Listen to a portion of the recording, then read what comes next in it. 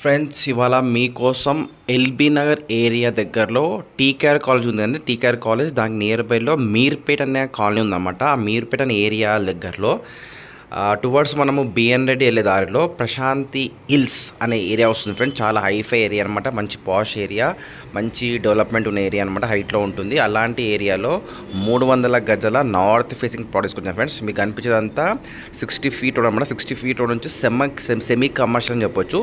అంటే first left అంటే very near by అనమాట. అలాంటి ఏరియాలో ఫుల్ ఎల్ఆర్ఎస్ పేరు ఉన్న ప్లాట్ వచ్చాను ఫ్రెండ్స్. ఇది వచ్చేసి 33 ఫీట్ రోడ్ ఫ్రెండ్స్.